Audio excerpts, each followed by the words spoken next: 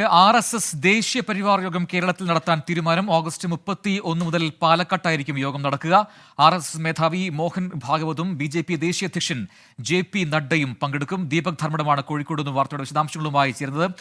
Deepak Dharmadam, August 31 ഈ യോഗം നടക്കാൻ പോകുന്നത്. ദേശീയ പരിവാർ യോഗം എത്രമാത്രം പ്രധാനപ്പെട്ടതാണ്? രാഷ്ട്രീയമായി അത് എത്രമാത്രം പ്രധാനപ്പെട്ടതാണ് RSSന്?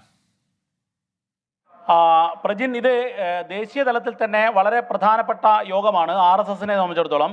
മാത്രവുമല്ല, BJPക്ക് പോലും ദിശാബോധം നൽകുന്ന രീതിയിലുള്ള ചർച്ചകൾ നടക്കുക ഈ യോഗത്തിലാണ്. സാധാരണഗതിയിൽ നാഗ്പൂരിലോ അല്ലെങ്കിൽ ഡൽഹിയിലോ ഒക്കെയാണ് ഈ യോഗം നടക്കാറുള്ളത്.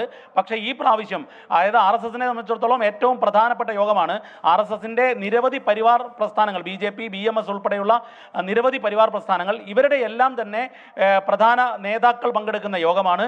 ഈ യോഗത്തിൽ RSSന്റെ അഖിലേന്ത്യാ നേതാക്കൾ, അതായത് സർസംഘചാലക് RSS മേധാവി ഡോക്ടർ മോഹൻ ഭാഗവത് ഉൾപ്പെടെയുള്ള മുഴുവൻ RSSന്റെ പ്രധാന നേതാക്കളും പങ്കെടുക്കും. ഇതുകൂടാതെ തന്നെ BJPയുടെ പ്രധാന നേതാക്കൾ, BJPയിൽ നിന്ന് നമുക്ക് ലഭ്യമായ വിവരമനുസരിച്ച് JP നദ്ദയും BL സന്തോഷും ഉൾപ്പെടെ പങ്കെടുക്കും. ചിലപ്പോൾ പ്രധാനമന്ത്രിയോ അല്ലെങ്കിൽ പ്രധാനമന്ത്രി നരേന്ദ്രമോദിയോ അല്ലെങ്കിൽ കേന്ദ്ര ആഭ്യന്തരമന്ത്രി അമിത്ഷയോ യോഗത്തിൽ പങ്കെടുക്കുമെന്നുള്ളതാണ് വിവരം ലഭിച്ചിരിക്കുന്നത്. ഏതായാലും ആദ്യമായാണ് കേരളത്തിൽ ഈ നിർണായക യോഗം നടത്താൻ തീരുമാനിച്ചിരിക്കുന്നത്. പാലക്കാടാണ്.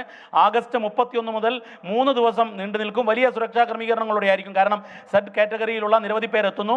ഈ വിവരം സംസ്ഥാന പോലീസിനും ലഭിച്ചിരിക്കുന്നു. ഇത്തരമൊരു യോഗം നടത്തുന്ന കാര്യം എന്നുള്ളതാണ് അറിയാൻ സാധിച്ചത്. സംസ്ഥാന ഫെഡറൽ IBക്കും ലഭിച്ചു. കാരണം നിരവധി VVIPകൾ, സുരക്ഷാ നിയന്ത്രണങ്ങളുള്ള VVIPകൾ എത്താൻ പോകുന്ന ഒരു യോഗമാണ്.